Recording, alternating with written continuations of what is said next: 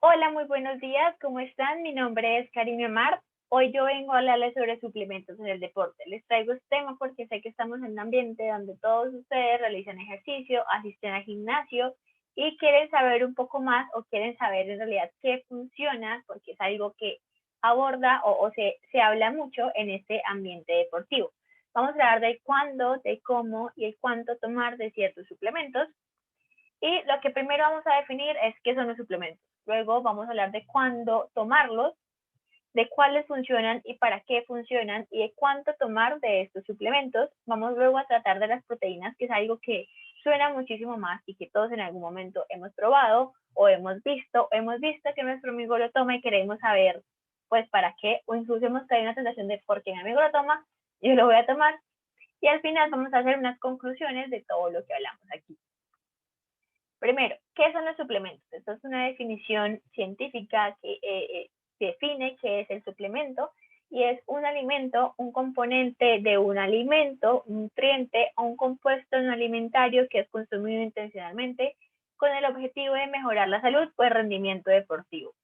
Un alimento desde, por ejemplo, una barrita, un componente de un alimento, las hojuelas de maíz de esa barrita, un nutriente, los carbohidratos de la barrita, un compuesto no alimentario, X compuesto que no tiene aporte ni energético ni pues como nutricional, pero sí genera un efecto y yo lo consumo intencionalmente, es decir, yo decido tomarlo. Yo soy la persona que lo decide tomar para mejorar o la salud o el rendimiento deportivo. ¿Cuándo se deben tomar los suplementos?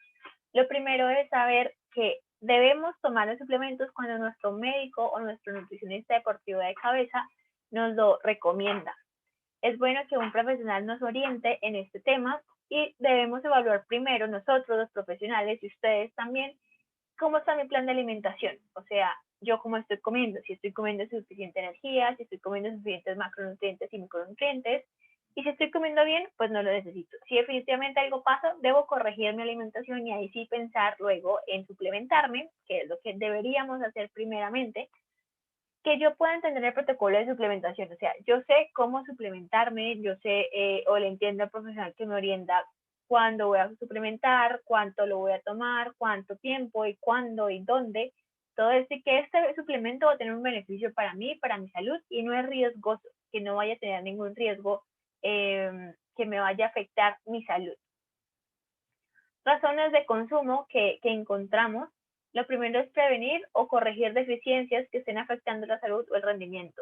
Si yo tengo anemia, pues claramente debo suplementarme para de anemia por falta de hierro para corregir esta deficiencia ya de este nutriente que tengo. O, por ejemplo, estoy en riesgo de caer en anemia, entonces no voy a esperar a estar en anemia para suplementarme, sino que empiezo desde antes, porque claramente la anemia me va a afectar el rendimiento deportivo. Un aporte oportuno de nutrientes. Yo soy una competencia de larga duración y necesito carbohidratos durante, porque si no los consumo, pues claramente no voy a tener suficiente energía, que voy a conseguir un beneficio específico y directo en el rendimiento. Si yo consumo la creatina después de hacer ejercicio, eso me va a ayudar a mejorar la composición corporal y aquí viene la última razón. Yo necesito mejorar la composición corporal porque necesito mejorar el rendimiento deportivo, porque tengo mucha grasa, porque tengo muy poquito músculo y porque necesito que mi composición corporal esté más acorde al ejercicio que yo practico. ¿Listo? Otras razones que encontramos que no son tan válidas, pero que las hay, es el patrocinio. X marca me patrocina y esta marca lo que vende son creatinas, entonces yo me suplemento con creatina, aún así yo no la necesite, por si acaso, porque de pronto me la tomo, porque pues de pronto funciona, porque otras personas lo consumen, porque yo tengo un contrincante y resulta que él toma esta proteína X marca o este suplemento X marca y me la voy a tomar yo también, porque si a él le funciona o yo creo que le funciona, pues probablemente a mí también me funcione y yo le pueda ganar por el consumo de este oye, suplemento, que no siempre es así, ¿cierto? Esto es la clasificación. Hay que saber que existe una clasificación para los suplementos deportivos. No es que todos funcionen y ya, no. Existe una clasificación que me dice qué tanto funciona X o Y suplemento y esto se ha clasificado, o sea, aquí en los grupos que vemos, el A, B, C y D, se ha clasificado de acuerdo a los estudios que se han hecho. O sea, hay estudios científicos que me indican en quienes se ha probado este suplemento, cuánto, dónde, cuánto tiempo. Y estos estudios me van a permitir luego clasificar los suplementos en distintos grupos de acuerdo a su grado de efectividad, ¿sí? El Instituto Nacional del Deporte es una de las entidades que hace esta labor, que dice como he revisado todo esto y esto es lo que funciona, y me orienta muchísimo mejor para yo saber qué le beneficia al deportista. El grupo A vamos a encontrar todos los suplementos que tienen suficiente grado de evidencia científica y que van a tener un efecto en mi rendimiento. En el grupo B voy a encontrar aquellos suplementos que están en estudio, que pueden tener o no algún beneficio en el rendimiento. Depende de cuándo los consuma, del protocolo de suplementación. En el grupo C voy a encontrar los suplementos que aún no tienen suficiente grado de evidencia científica y no funcionan. En el grupo D voy a encontrar los suplementos que son riesgosos para mi salud, que pueden generar algún riesgo y que no debería consumirlos. En los grupos, ¿qué suplementos encontramos? En el A encontramos la cafeína, las proteínas, la creatina, los alimentos deportivos como las geles o las barritas o los jugos, las bebidas y el jugo de remolacha. En el grupo B encontramos el colágeno, la curcumina y la vitamina C, entre otros, pero estos son los que más suenan. En el grupo C encontramos el BCAA, el HMB, el magnesio, y en el grupo D todos los suplementos que me van a marcar para doping y que pueden tener un efecto negativo en la salud. Si yo soy un deportista competitivo que compito ya sea en una selección, en una liga y que tengo fines competitivos, no debo ni de riesgo suplementarme con suplementos que se encuentran en el grupo D porque eso me va a marcar doping. El hecho de que me marque doping puede significar una descalificación, una anulación, que yo no pueda seguir en este campo, pues porque por cierto tiempo, porque consumí algo que no debo consumir. Vamos a hablar primero de la cafeína, sabiendo que está en el grupo A. Es un estimulante, la cafeína es un estimulante y es usado en deportes de larga duración o de corta duración o deportes en sprint, o sea que son de sprint. ¿Cuánto se debe consumir? 60 minutos antes de realizar el ejercicio, entre 3 a 6 miligramos por kilogramo. Consumirla con hidratos de carbono preferiblemente para que tenga mayor beneficio. El jugo de remolacha, que es algo que ha sonado muchísimo, especialmente en deportes como el ciclismo. El jugo de remolacha en sí tiene un compuesto y ese compuesto me ayuda a producir un compuesto, más bien, que va a permitir la vasodilatación y aumentar el flujo sanguíneo a los músculos, favoreciendo el intercambio gaseoso. Es decir, yo saco dióxido de carbono y lo meto por oxígeno y por ende voy a rendir muchísimo mejor. Me sirve en deportes de resistencia aeróbica y en deportes de alta intensidad. Si hablamos de jugo de remolacha, son 0.5 litros del jugo para que tenga un efecto, pero también tener en cuenta que este compuesto que hablamos de que tiene el beneficio, se encuentra también en las hojas verdes y en el apio, y este compuesto debemos consumir entre 310 a 560 miligramos 2 a 3 horas antes de realizar el ejercicio. ¿Listo? Si hablamos de la creatina, que es algo también que ha sonado muchísimo recientemente, la creatina no es una proteína, es un compuesto no nitrogenado, no me va a aportar proteína, me aporta ciertas cositas que me van a favorecer y que me va a favorecer la creatina, que aumenta la síntesis de fosfocreatina. La fosfocreatina es un compuesto que se encuentra en toda la cadena de energía, esto a nivel metabólico, y va a mejorar el ejercicio de corta duración y de alta intensidad.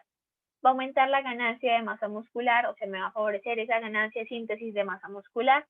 Y hay dos formas de consumo que se pueden complementar o se pueden hacer, que es una fase de carga de 20 gramos día entre 5 a 7 días y una fase de mantenimiento de 3 a 5 gramos al día.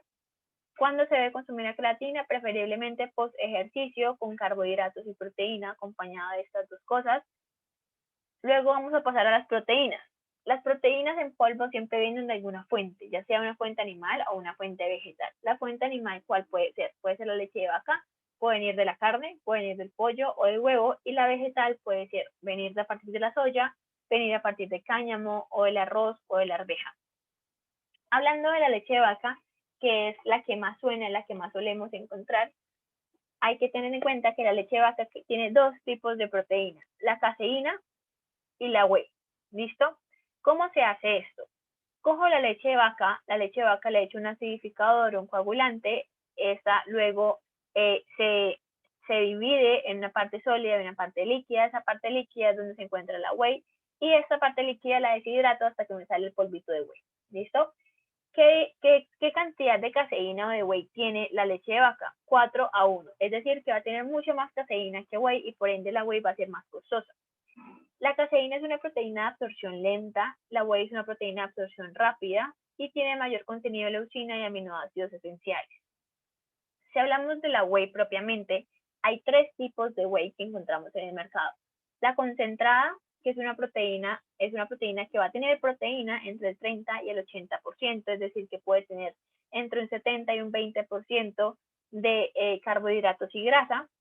La aislada, 90% de esta proteína es proteína y va a tener menor contenido en lactosa, pues porque ya no voy a tener ni carbohidratos ni grasa. Y la hidrolizada son proteínas predigeridas, es decir, que esta proteína aislada la cortan y es mucho más fácil de digerir y es de absorción más rápida y va a ser un poco más costosa. En cuanto a las proteínas vegetales, hay que tener en cuenta cuál proteína vegetal o qué fuente voy a usar porque va a cambiar el contenido de aminoácidos y esto es lo que a mí me interesa de las proteínas, que sean completas y que tengan buen contenido de aminoácidos y especialmente de aminoácidos esenciales. No todas las fuentes vegetales tienen buen contenido de aminoácidos esenciales y de leucina.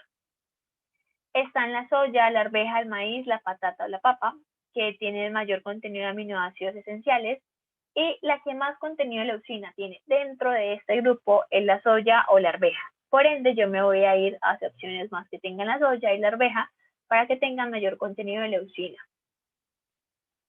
¿Qué debo consumir? O sea, ¿qué de todo lo que hemos hablado debo consumir? Primero, lo que me ha recomendado pues el profesional que me ha orientado. Voy a consumir cosas que funcionan. Yo no debo gastar mi dinero en cosas que no funcionan, o sea, en suplementos que están más que todo en el grupo C y menos los que están en el grupo D, porque pues van a tener un efecto negativo. Lo que necesito es del otro punto. Si yo no necesito suplementos porque por medio de los alimentos estoy obteniendo todo, no necesito suplementarme y no necesito reemplazar esos suplementos, esos alimentos por suplementos, porque la alimentación me cubre con todo. Pero si yo soy una persona que hace demasiado ejercicio, que tiene un gasto calórico súper alto, que hago mucha actividad diaria, pues necesito una ayuda extra porque los alimentos ya no van a ser suficientes y ahí voy a usar los suplementos. Si escojo una proteína, ¿qué tipo de proteína? Una whey aislada, preferiblemente no concentrada, porque pues esta va a tener mayor contenido de lactosa y mayor contenido de grasa, que quizás no necesito. Si voy a escoger proteínas vegetales, que sean de soya o sean de arvejas o sean mezclas de estas dos. Y si voy a escoger creatina, ¿cuándo debo consumir la creatina? Consúmanla preferiblemente después de entrenar y acompañada siempre de carbohidratos y proteínas. Muchísimas gracias por su atención. Espero que les haya gustado este ratico, que les haya quedado un poquito más claro de cómo es este mundo de los suplementos, cómo se clasifican y qué puedo yo hacer para saber si necesito o no necesito un suplemento. Hasta luego.